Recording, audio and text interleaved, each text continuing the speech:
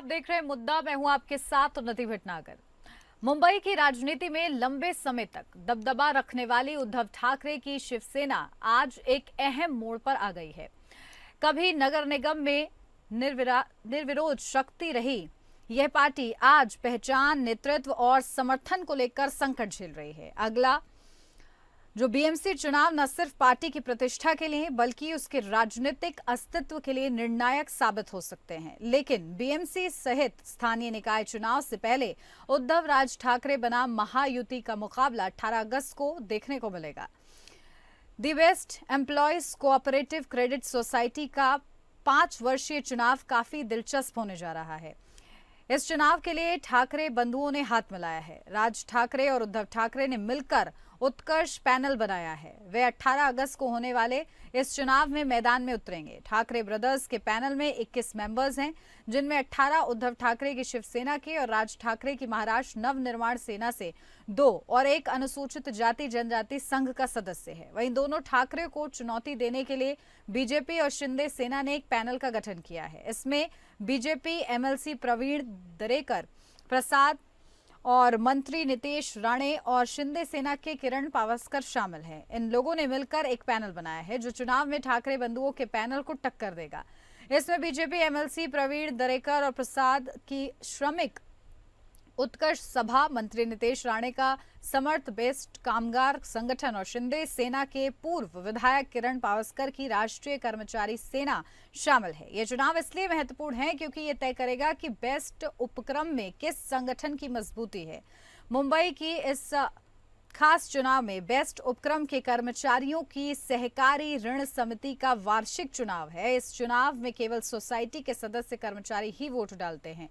यह सहकारी संस्था के कर्मचारियों को कर्ज, बचत और अन्य वित्तीय सुविधाएं देती है। चुनाव से यह तय होता है कि सोसाइटी के संचालन और वित्तीय फैसलों की बागडोर किस पैनल के हाथ में होगी। तो देखिए, आज इसी मुद्दे पर चर्चा, ठाकरे बंधुओं की अग्नि परीक्षा। तो बीएमसी चुनाव ठाकरे बंधुओं के लिए अग्नि परीक्षा, जहां चुनाव से पहले बेस्ट चुनाव की अग्नि परीक्षा है। तो बेस्ट चुनाव के लिए ठाकरे बंधुओं ने हाथ मिलाया है और इसका कितना फायदा मिलता हुआ नजर आएगा, इस पर भी चर्चा होगी। तो देखिए, अब से कुछ ही देर में खास मेहमान हमारे बीच में मौजूद होंगे,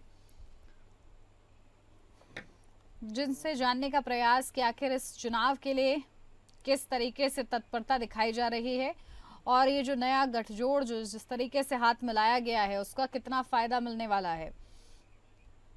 तो उद्धव ठाकरे और राज ठाकरे की ताकत का ये पहला टेस्ट होगा और इस टेस्ट में कितना प्रतिशत से पास होते हैं, फेल होते हैं, ये भी देखना दिलचस्प रहेगा।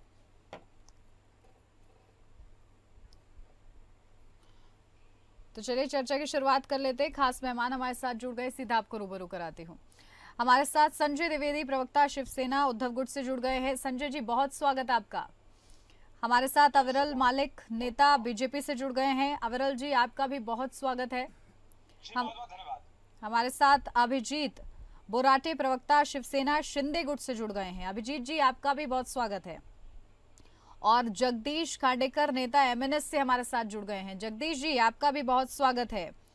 और शुरुआत आपके साथ करती हूँ संजय द्विवेदी जी, क्योंकि जिस तरीके से ये नया गठजोड़ अब हाथ मिलाया गया है, किस तरीके से कमाल होगा, क्या उम्मीद है? देखिए उन्नत जी, इससे पहले जो चुनाव हुआ था बीएमसी का, जो भंग हुई है बीएमसी वाली, उसमें शिवसेना चुनाव अलग लड़ा था, बीजेपी ने अलग लड़ा था। लेकिन जब चुनाव खत्म हुआ तो बीजेपी ने शिवसेना का समर्थन करके मेयर बनवाया। इस बार हम श्री राज ठाकरे जी के साथ चुनाव लड़ने जा रहे हैं।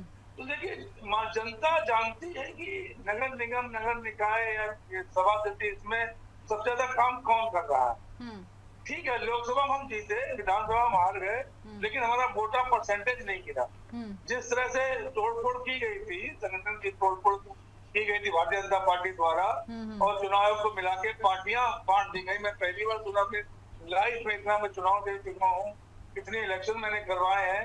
पहली बार मैंने देखा कि चुनाव आयोग ने क्या कहा, जब आपका संगठन ही हम चेंज दूसरे को दे रहे हैं विधायकों के आधार पर। तो इस तरह की धांधली जो की गई ये बीएमसी चुनाव जो आ रहे हैं, ये मैं निश्चित बता दूं आपसे, ये निश्चित इसमें मेयर हमारा बनेगा और सभी नगर पालिकाओं में, नगर महापालिकाओं में हमारे प्रत्याशी पूर्ण बहुमत से जीतेंगे।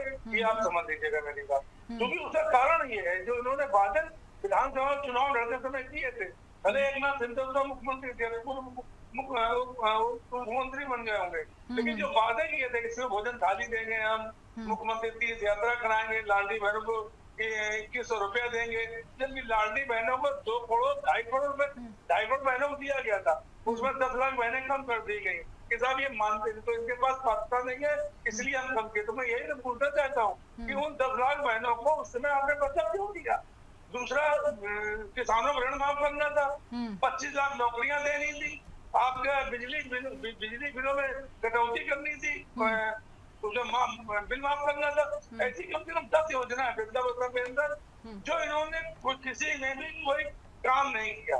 बता दिया साहब फंड की कमी है। मैं यही सोचना चाहता हूँ जनता से, जनता इस चीज को देखे कि सरकार इनकी थी, वित्त मंत्री इनके थे, सब कुछ इनका था, उसके बाद भी अगर आज की डेट में जो इन्होंने घोषणाएं की वो घोषणाओं पर वित्तीय संसाधनों के कारण पूरी नहीं हो पा रही है, तो नगर निगम या मेयर चुनाव जब जीतेंगे तो क्या स्थिति रहेगी? जैसा झूठी पार्टी है, जुमलेबाज पार्टी है, नया चीजें निकालती है कि नहीं साहब हम पहले यही विरोध करते थे। जब अरविंद केजरीवाल दिल्ली में इन्होंने बिजली बिल माफ किया, तमाम सुविधाएं दी, तो उनको उनकी वो करते थे, प्रधानमंत्री जी खुद कहते थे कि रेवड़ियां बांटने से नौजवानों में वो पैदा हो जाएगी, लेकिन आज वही चीज इन्होंने खुद की और उसके बाद उन्होंने किसी कुछ नहीं दिया। तो मैं यही कहता हूँ कि भारतीय जनता पार्टी एनडीए पूरा जुमले में चल रहा है, झूठ में चल रहा है। इससे जनता को बचना चाहिए, जनता को उनको वोट देना चाहिए जो आपकी दिल लगा के सेवा करते हैं, जिनके पास संस्कार है, जिनके पास यही पैनल से अपील कर दीजिएगा, कुछ बाहर के लिए मत छोड़िएगा संजय जी। ठीक है, चलिए अविरल जी भी हमारे साथ जुड़े हुए हैं। अविरल जी, आपके पास आ रही हूँ मैं, क्योंकि आप लोग पर वादा खिलाफी के इतने बड़े बड़े आरोप हैं और अभी तो महाराष्ट्र चुनाव काफी ज्यादा गहमा गहमे में भी रहा कि भाई आप लोग असल मायनों में जीते भी हैं कि नहीं जीते हैं, इस पर भी चर्चा हुई। अब इन सब के बीच ये बीएमसी चुनाव किस तरीके से दम भरेंगे? जी नहीं, देखिए, जहां तक विषय हमारी पार्टी का, भारतीय जनता पार्टी का, तो हमारी पार्टी मैं समझता हूँ पूर्ण रूप से मजबूत है। और जहां तक विषय एक तरीके से भारतीय जनता पार्टी के संबंध में अगर ये जानना चाहे तो ये बिल्कुल स्पष्ट है। और जहां तक शिवसेना शिंदे का एक तरीके से सवाल है और जहां तक सवाल भारतीय जनता पार्टी का, एनडीए का है, तो हम पूर्ण मजबूती के साथ चुनाव मैदान में उतरते हैं, उतरेंगे, इसमें कोई दो राय नहीं है। और जिस प्रकार से यहाँ संजय जी मौजूद हैं तो ये पूर्ण रूप से बौखलाए हुए हैं, बौखलाहट स्पष्ट नजर आ रही है और पूरे खेमे में बौखलाहट है और बिल्कुल स्पष्ट है, क्योंकि ग्राउंड रियलिटी ये है कि ना तो इनके कार्यकर्ता इनके साथ है, ना और कार्यकर्ताओं के साथ साथ जो आम जनता की अगर बात कर ली जाए, आम जनता भी किसी रूप में इनके साथ नहीं है। इनका जो वोटर है वो भी इनके साथ नहीं है और जिसे कोर वोट वगैरह समझते हैं वो भी इनके साथ नहीं है।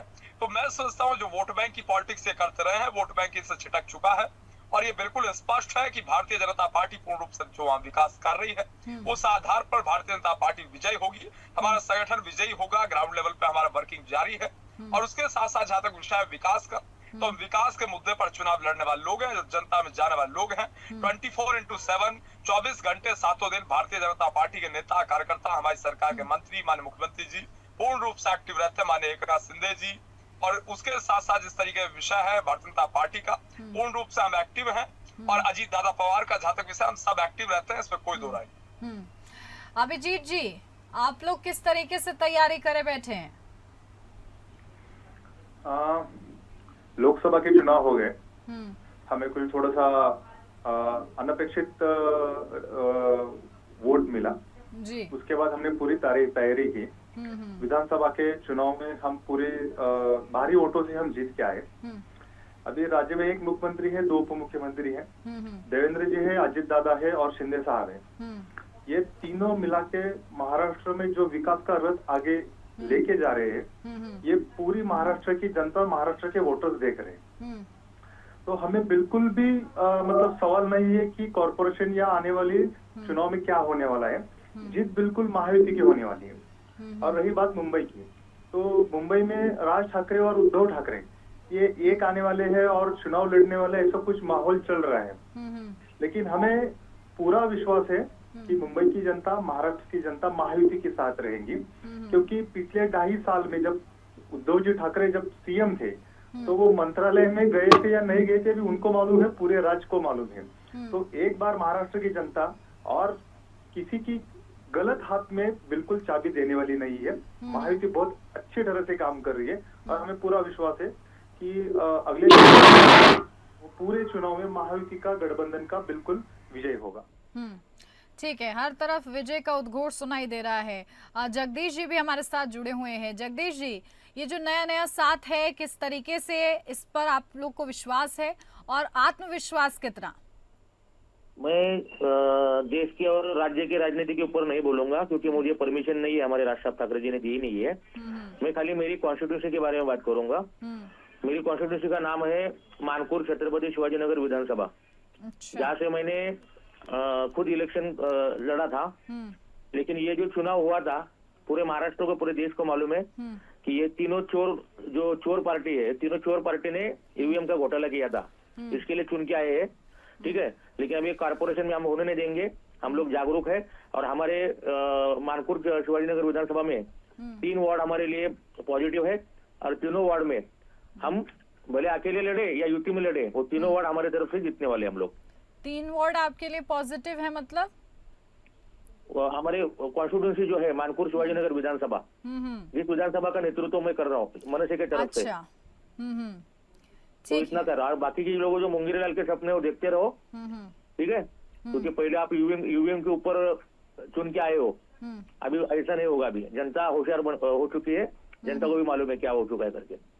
अच्छा, ठीक है, यानी कि जो पहले जनादेश आया है उस पर आपने एक बार शंका फिर से जाहिर कर दी है। ठीक है, चलिए। मैंने शंका करने से अच्छा देश के बड़े बड़े राजनीति लोगों ने शंका। मैं तो बहुत छोटा आदमी हूँ, लेकिन हमारे सम्मान्य राज साहब ठाकरे जी है और बाकी के भी विरोधक पार्टी के बड़े बड़े नेता लोग है, उन्होंने तो प्रूफ भी कर दिया है बहुत सी जगह पे। ज्यादा कुछ बोलने की जरूरत नहीं है। और महायुति को एक ही कहना चाहूंगा, ये तीनों नेताओं को, कि जैसे आप लोग ने वोटों की चोरी की है ईवीएम के थ्रू, सत्ता का दुरुपयोग करके, वो अभी स्थानिक स्वराज्य संस्था में करना भूल जाओ। ठीक है, अविरल जी, वो कह रहे हैं कि ये जो खेल करके आप लोग जीते हैं, वो बीएमसी के चुनाव में उसका सपना भी ना देखे। जी नहीं, देखिए, जहां तक विषय खेल करने का और जिस प्रकार की इनके द्वारा बात की जा रही, मैं समझता हूँ पूर्ण रूप से तथ्यहीन और बेबुनियाद है। और जहां तक खेल का विषय है, चाहे हार जाते हैं, वह कांग्रेस पार्टी को, इंडिया अलायंस को पूर्ण रूप से खेल नजर आने लगता है। चाहे जीत जाते हैं, सब बढ़िया नजर आता है। जम्मू कश्मीर में जीत गए, सब बढ़िया हो गया। कर्नाटक जीत गए, सब बढ़िया हो गया। पश्चिम बंगाल जीत गए, सब बढ़िया हो गया। पंजाब जीत गए, सब बढ़िया हो गया। हिमाचल प्रदेश में जीत गए, सब बढ़िया हो गया। Rahul Gandhi, Priyanka Gandhi member of parliament बन गए, सब बढ़िया हो गया। चाहे हार जाएंगे, वहाँ ईवीएम भी खराब नजर आने लगेगा, इलेक्शन कमीशन भी इन्हें खराब नजर आने लगेगा। उसके साथ साथ तमाम सारी चीजें इन्हें गोदी मीडिया नजर आने लगेगी, मीडिया में भी। और उसके साथ साथ मीडिया का अपमान करने के साथ साथ ये जुडिशरी का भी अपमान करना प्रारंभ कर देंगे। यही नहीं, जिस तरीके से विषय जाए, चुनाव हार जाते हैं, वह पुलिस थाना, district administration, SP, DC, ADG, DGP सब खराब बताना प्रारंभ कर देंगे। चीफ सेक्रेटरी पर आरोप लगाने लगेंगे। ये बहुत पूर्ण रूप से देख लिया इस देश की जनता ने। मैं समझता हूँ इस देश की जनता इन चीजों से ऊब चुकी है। ईवीएम से और इन मुद्दों से इन्हें बाहर निकलना चाहिए। और जिस प्रकार से खेल की बात और इस प्रकार की जो बात करते हैं घपले घोटाले की, इनसे बाहर निकल जाना चाहिए। ईवीएम पे आरोप न लगाएं, इलेक्शन कमीशन स्वतंत्र संस्था उस पर आरोप न लगाएं। और अगर ये आरोप लगाते हैं तो जनता बैठी है जवाब देने के लिए, पहले भी देती रही है और देती रहेगी। और जिस प्रकार से बात करते हैं खेल की और ईवीएम की बात करते हैं, ईवीएम और इलेक्शन कमीशन तो इस हिसाब से इनके हाथ में था। 2014 में इस देश में जब मोदी जी की सरकार बनी, उससे पहले तो मनमोहन सिंह जी के नेतृत्व वाली सरकार थी। मोदी जी तो गुजरात के मुख्यमंत्री थे, वो तो बनारस आके चुनाव लड़े थे। और बनारस उत्तर प्रदेश में आता, उत्तर प्रदेश में राज्य सरकार किसकी थी? अखिलेश यादव मुख्यमंत्री थे, सपा की सरकार थी। इस हिसाब से तो पुलिस सपा के हाथ में थी और लॉ एंड ऑर्डर पूर्ण रूप से समाजवादी पार्टी के हाथ में था। मैं समझता हूँ इस प्रकार के जो आरोप इनके द्वारा लगाए जा रहे हैं पूर्ण रूप से बेबुनियाद है। तो समाजवादी पार्टी और ये कांग्रेस पार्टी दूध के धुले तो मैं समझता हूँ है नहीं। अमेठी में क्या कुछ किया गया था स्मृति ईरानी जी के द्वारा, कौन लोग, वो वीडियो भी आई थी, वो सबने देखा था। जिस तरीके से डिस्ट्रिक्ट एडमिनिस्ट्रेशन, पुलिस प्रशासन एक मेंबर ऑफ पार्लियामेंट की उम्मीदवार के साथ बीजेपी की व्यवहार कर रहा था। तो मैं हमने सब देखा है और जनता सब जानती है, अपने आप जनता जवाब देती रही और देती रहेगी। ठीक है, आपके पास आ रही हूँ संजय द्विवेदी जी, क्योंकि जब भी चुनाव की बात होती है मुद्दे भटक जाते हैं और जो खास जो टू द पॉइंट बात होनी चाहिए वो तो नहीं होती है, लेकिन उससे इतर ये बात होने लगती है कि सच्चा कौन है, झूठा कौन है, सच्चाई से कौन जीता है, सच्चाई से कौन हारा है। इस पर बहस चली जाती है, ये कब तक चलने वाला है? नहीं, उन्नति देखिए, इसमें बहस गलत नहीं हो रही। तो आप ऐसे ना से ले लीजिए, आप पत्रकार हैं, आस-पास हर चीज डाटे रहते हैं। 5 लाख वोटर बढ़े थे लोकसभा चुनाव में और 4 से 5 महीना नहीं बीते 50 लाख वोटर बढ़ गए। पहली बात, हमारे चाहे पश्चिम बंगाल जीते हो, चाहे कर्नाटक जीते हो या कहीं भी जीते हो, वह ईवीएम 90% कहीं नहीं मिली। तो यहाँ पे 90% हरियाणा में भी 90% मिली और आपके महाराष्ट्र में 90% मिली। अभी जो चीजें माननीय राहुल गांधी जी ने, विपक्ष के नेता जो है, उन्होंने बड़े हर तरीके से समझाया क्या चुनाव आयोग को क्या ये अधिकार है कि पार्टी अगर विधायक बाहर हो जाए तो इसका मतलब आपने जो संविधान बनवाते हैं चुनाव आयोग, वो संविधान इसलिए बनवाते हैं। ऐसे तो विधायक लेकिन फिर क्या समझा जाए कि अगर जब तक आप लोग को 100 आउट ऑफ 100 रिजल्ट नहीं मिलेगा तब तक यही लगता रहेगा क्या कि ये सही नहीं हो रहा, वो सही नहीं हो रहा? नहीं, मैंने फिर मेरी बात आपने ध्यान नहीं दिया। मैंने क्या कहा कि 5 लाख वोटर बढ़े थे लोकसभा चुनाव में, 50 लाख वोटर बढ़ गए आपके विधानसभा चुनाव में। पार्टियां रजिस्टर्ड होती है आपके चुनाव आयोग में, तो उसका बकायदा रजिस्ट्रेशन होता है, बकायदा उसमें नियमावली बनती है, संबंधित हिसाब से पार्टियां चलाई जाती हैं। आज तक इतिहास में कहीं ऐसा नहीं होता। इंदिरा गांधी अलग हुई हो, माननीय इंदिरा गांधी अलग हुई हो, शरद पवार जी अलग हुए हो, ममता बनर्जी अलग हुई हो, जो भी लोग अलग हुए पार्टियों के, उन्होंने उस पार्टी का नाम नहीं लिया। यहाँ पे पहली बार ऐसा फेक लोग आया कि चुनाव आयोग ने क्योंकि पार्टी का नाम, जो पार्टी जिसकी होती है उसका नाम उच्चार नहीं ले सकते, लेकिन यहाँ तो उसका नाम भी ले लिया। चुनाव चिन्ह दे सकते थे, आप कहते थे आप चुनाव चिन्ह ये दे रहे हैं सिंधिया को या अजीत पवार को, लेकिन पार्टी का नाम आप कैसे दे देते? अब जिसने पार्टी बनाई वो दूसरी पार्टी लेके दूसरा चुनाव चिन्ह लेके टहल रहा, घूम रहा है, जड़ तो खटक रहा है। जबकि सुप्रीम कोर्ट ने कहा था कि सुप्रीम कोर्ट का पढ़ लीजिएगा, उसमें उन्होंने स्पष्ट कहा था पीएम उद्धव ठाकरे को जारी करने का अधिकार, लेकिन स्पीकर मानने को तैयार नहीं। अब हमारे केस वहाँ चल रहे, केस हमारे आगे तारीख होती चली जाती है। तो दिक्कतें यहाँ पे ये आ रही है। बेईमानी अगर आपको करनी है तो आप बेईमानी कैसे भी कर सकते हैं। आज आप नहीं था मैं तो ईमानदार हूँ, तो लोकसभा क्यों हार गया?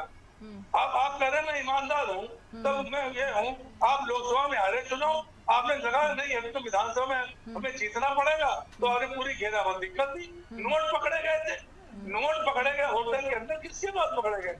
ये अगर विपक्ष के पास पकड़े जाते तो इतनी त्रुटियों के बीच आपको लगता है अब ये बीएमसी का चुनाव कैसा रहने वाला है? क्योंकि अब चर्चा तो आज इसी पर है। अब जो हो गया विधानसभा और लोकसभा, देखिए उसके तो परिणाम हम लोगों ने देख लिए हैं। उन्नत जी बहुत इस तरह के दानपुर रहे, रावण रहे, कंस रहे, तमाम ऐसे रहे जो अत्याचार करते जाते थे, लोग बेचारे ठिठुरते जाते थे। आज अगर विपक्ष पे अत्याचार कर रहे हैं, आप समझ लीजिए 218 केस हुए ईडी द्वारा और उसमें 118 केस हुए, 115 विपक्ष के नाम विपक्ष के चले गए। ठीक है, अभिजीत जी और अविरल जी, इसमें छोटा छोटा काउंटर आप लोग का कि आप ठीक है पूरा कर लीजिए। 124 केस पॉलिटिशियन में किया सीबीआई ने, जिसमें 118 केस हो गया अपोजिशन पे। तो मैं यही पूछना चाहता हूँ 2014 से लेके 2025 तक क्या पूरा विपक्ष के लोग बेईमान है? या भारतीय जनता पार्टी कोई बेईमान नहीं है? इलेक्टोरल बॉन्ड भी, आपके इलेक्टोरल बॉन्ड में वित्त मंत्री का नाम आया और वित्त मंत्री के नाम उन्होंने वारंट इशू किया। इसके बाद उसमें कुछ भी हुआ, लेकिन इलेक्टोरल बॉन्ड में निश्चित हो गया कि सब वसूली हो रही थी। तो इससे पहले जो नियम बने थे उन नियमों को क्यों बदला गया? इलेक्टोरल बॉन्ड क्यों बनाए गए कि आप उसमें किसी का नाम उजागर नहीं करें? बैंक में जाइए, अभिजीत जी, और जमा करिए। आप लोगों की मिली भगत और अत्याचार की इंतहा हो चुकी है। ऐसा कुछ भी बिल्कुल नहीं है। अभी मुंबई के बीएमसी के चुनाव होने वाले हैं और महाराष्ट्र में सभी कॉर्पोरेशन में चुनाव होने वाले हैं। तो बीएमसी पिछले कितने सालों से उद्धव ठाकरे के हाथ में है। तो मुंबई की जो भी जनता है, मुंबई के जो वोटर्स थे, उनको मालूम है कि अगर मुंबई एक बार फिर इनके हाथ में अगर दी गई तो जो आर्थिक राजधानी है देश की हमारी मुंबई, उनमें क्या बदलाव होने वाले हैं। अगर यही बीएमसी अगर महायुति के पक्ष में अगर आ रही है तो ये मतदारों को बिल्कुल मालूम है कि किसको मतदान करना है। उद्धव जी ठाकरे है तो उनके पास कोई आइडियोलॉजी नहीं है, ना वो हिंदुत्ववादी है ना वो सेक्युलर है। उनको पता ही नहीं चल रहा है कि अभी मैं कौन सी लाइन पे मैं काम करूं। और रही बात राज साहब ठाकरे की, तो उनका बेटा विधानसभा के क्षेत्र चुनाव में वो बिल्कुल हारे हुए, और हारे हुए ऐसे मतलब हारे हुए। अगर उद्धव ठाकरे और राज ठाकरे एक साथ भी हो गए तो बिल्कुल कुछ फर्क बिल्कुल पड़ने वाला नहीं है। महायुति की गवर्नमेंट है, महायुति के ज्यादा से ज्यादा कॉर्पोरेटर वहां चुन के आने वाले हैं। ठीक है, चलिए। और किस तरीके से अविरल जी, क्योंकि लगातार आप लोग पर जो ये गंभीर आरोप लग रहे हैं, उन सब के बीच आपको अपनी राह कैसी नजर आ रही है इस बीएमसी चुनाव के लिए? जी नहीं, देखिए जहां तक विषय राह नजर आने का, तो ये बिल्कुल स्पष्ट है। जनता वोट देती है और जनता पूर्ण रूप से हमारे साथ है, और हम विकास के मुद्दे पर चुनाव लड़ने वाले लोग हैं, और ये भ्रमित करने वाले लोग हैं जनता को। और उसके साथ साथ जहां तक विषय भ्रमित करने का, ये उत्तर से लेकर दक्षिण तक, पूर्व से लेकर पश्चिम तक पूरे देश में ईवीएम के नाम पर भ्रमित करने का प्रयास करते हैं, इलेक्शन कमीशन के नाम पर भ्रमित करने का प्रयास करते हैं, ईडी सीबीआई चिल्लाने का प्रयास करते हैं। और ये बिल्कुल स्पष्ट है, क्रिस्टल क्लियर है, सब लोग जानते हैं, स्पष्ट तौर पर जानते हैं। मैं समझता हूँ जहां तक विषय इनके आरोपों का, जनता पूर्ण रूप से इस चीज को समझ चुकी है, ग्राउंड लेवल तक ये बात जा चुकी है कि किसी प्रकार का घपला घोटाला नहीं हो रहा है।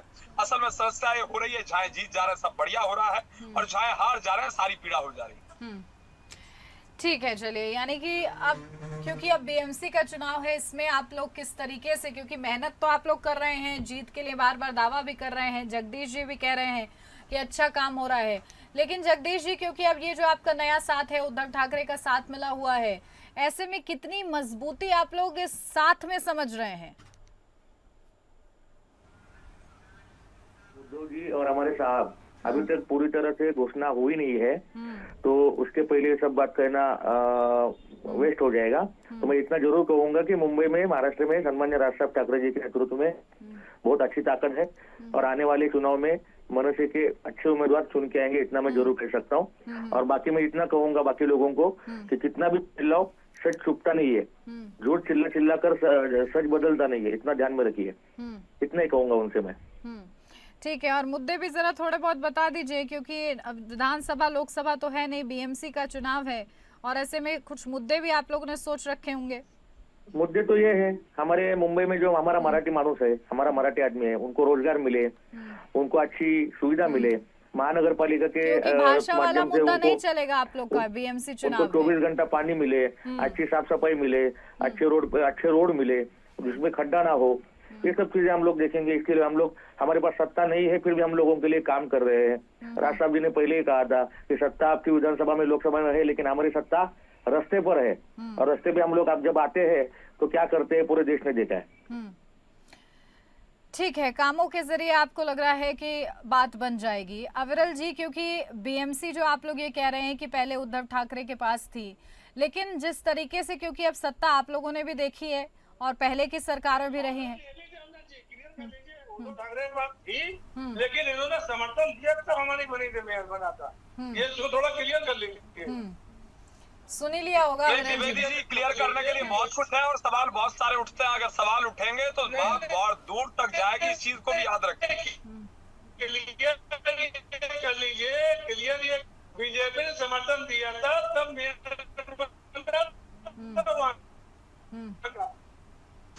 ठीक है। हमारे लिए 82 सीटें, आपकी आवाज बहुत ज्यादा कट रही है द्विवेदी जी। ठाकरे की थी, दोनों तो भारतीय जनता पार्टी का आरोप ले, ये नहीं है सब आपने कह दिया मेयर हमारा था, वो तो जिम्मेदार है, ये घोटाला हो गया, वो तो घोटाला अगर हुआ है तो बीजेपी उसमें साथ में है हमारे। ठीक है, चलिए, आपको भी साथ में लपेट, मतलब हिस्सेदारी बता रहे हैं, क्योंकि भाई समर्थन आपने दिया था। अविरल जी